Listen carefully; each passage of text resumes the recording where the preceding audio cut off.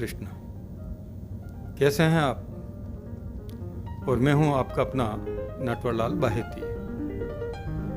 जैसा कि आप सभी जानते हैं, आजकल हवाई यात्रा का चलन दिन ब दिन बढ़ता जा रहा है। मैं भी कई हवाई यात्राएं कर चुका हूं और हर यात्रा एक नए अनुभव के साथ समाप्त होती है। इस वीडियो में मैं आपको एयरपोर्ट पर किस गेट से अंदर जाना है, कहां जाकर कैसे बोर्डिंग पास लेना है, किस तरह सिक्योरिटी चेक करवाना है, वह कैसे बोर्डिंग गेट पर पहुंचना है, इन सब के बारे में कुछ भी नहीं बताने वाला हूं। मैं जो बताने वाला हूं कि कैसे आप हवाई यात्रा में अपने आप को बेस्ट प्रूव करते हैं।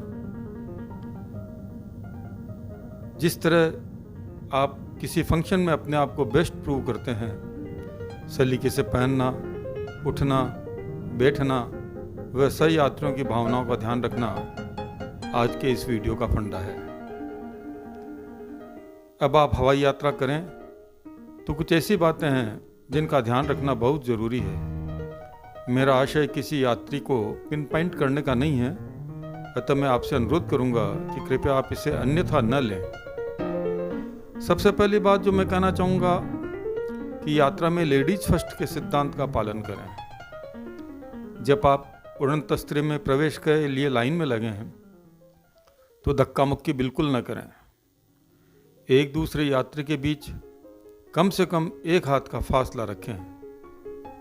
यह बात मैं इसलिए नहीं कह रहा हूँ कि अभी कोविड है, बल्कि यह बात हवाई यात्रा में सदैव ही लागू होती है। अतः धक्का मुक्की कर असभ्यता का परिचय न दें। दूसरी बात, क्रू मेंबर के मांगने पर कई लोग अपना बोर्डिंग पास नहीं बतलाते हैं और वो ये समझते हैं कि उन्होंने जो निर्णय किया है, जिस फ्लाइट में वो बैठने जा रहे हैं, वो बिल्कुल सही है। निश्चय ही आप सही होते होंगे, मगर क्रू मेंबर की ये जवाबदारी होती है कि वो आपका एंट्री के समय बोर्डिंग पास चेक करे ताकि किसी तरह की बात में कोई असुविधा न हो। इसलिए बोर्डिंग पास जब भी क्रू मेंबर मांगे, आप उन्हें अपना बोर्डिंग पास ज़रूर दिखाएं, क्योंकि ये उनकी जवाबदारी में शामिल है।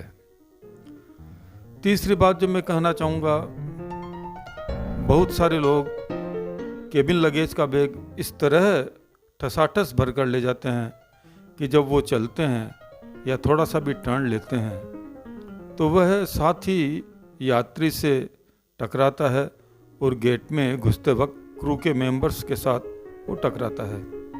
ये बड़ा ही बेहुदा सा लगता है कि आप जब चलें और दूसरा यात्री उससे परेशान हो। इसलिए आप अपने बैग को इस तरह समायोजित करें कि उसे जब आप लेकर चलें या तो दूसरे यात्री को परेशानी ना हो। अब मैं बात करूंगा, कई यात्री क्रू की परिचारिकाओं से संयत व्यवहार नहीं करते हैं और अपेक्षा रखते हैं कि आपका सामान वो केबिन में रखे। देखिए, केबिन में सामान रखना परिचारिका की जवाबदारी या ड्यूटीज़ में नहीं आता है, मगर मानवीय संवेदना के चलते परिचारिकाएं कई बार ऐसे लोगों को मदद करती है जो शारीरिक रूप से अक्षम होते हैं या बुजुर्ग होते हैं। तो आप इस बात का सदैव ध्यान रखें कि अपना सामान केबिन में जो है आप स्वयं रखें और उसके लिए परिचारिका या क्रू मेंबर को नहीं कहें। अब इसके बाद बारी आती है हाइजीन की। ये बहुत ही महत्वपूर्ण बिंदु है। यदि आपके शरीर से बदबू आ रही है, मुंह से बदबू आ रही है, कई बार जूते खोलने पर पाँव से बदबू आ रही है, तो पूरी फ्लाइट के यात्री परेशानी में आ जाते हैं। अतः बेहतर है आप यात्रा से पूर्व नहा लें। वह अच्छी क्वालिटी की सौंधी गंध वाला ड्यूराडेंट लगाएं। घर से ब्रश करके चलें ताकि आपके मुंह से बदबू ना आए। पाँव में अच्छी क्वालिटी के मोजे पहने, विशेष रूप से सूती मोजे पहने, और इसमें एक टॉवेल क्वालिटी आती है, यदि उसके जूते पहने तो यदि आप जूते खोल भी देंगे तो बदबू नहीं आएगी। मगर आप प्रयास यही करें कि फ़्लाइट के दौरान आप कंफर्टेबल जूते पहन कर जाएं, जिन्हें अंदर जाकर खोलने की आवश्यकता नहीं पड़े। और एक बात का विशेष ध्यान रखें कि यथासंभव आप सूती कपड़े पहनकर यात्रा करें, क्योंकि सूती कपड़े पहनने पर वो आपके पसीनों को सोख लेते हैं और बदन से जो बदबू आने की संभावना रहती है वो बहुत ही नगण्य हो जाती है। अब मैं बात करूंगा आपसे कि आप यात्रा के दौरान बैठे किस तरह। सभी जानते हैं कि हवाई जहाज की जो सीटें होती है वो एक निश्चित नाप में होती है और यात्री छोटा मोटा बड़ा सभी तरह के होते हैं। तो ऐसे में हमें अपने सह यात्री के साथ अपने आप को एडजस्ट करना होता है। जो आर्म रेस्ट होता है वो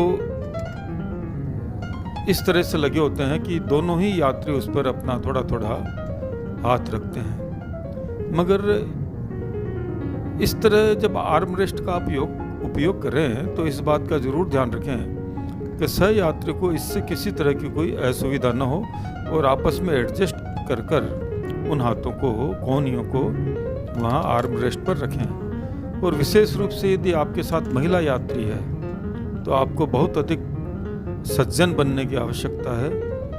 कहीं ऐसा ना हो महिला के दिमाग में ये बात आ जाए कि आप जानबूझकर आप अपनी कोहनी से उनको टक्कर मार रहे हैं। ऐसी स्थिति में आप महिला यात्री की नज़र में बहुत अधिक गिर जाएंगे। तो ऐसा न हो कि आपका अपना व्यक्तित्व कुछ अंडर एस्टिमेट किया जाना लगे। अतः आप महिला यात्री, सह यात्री यदि आपके साथ है तो उनकी भावनाओं का पूरा ध्यान रखें और एक अच्छे नागरिक की तरह अपना व्यवहार रखें।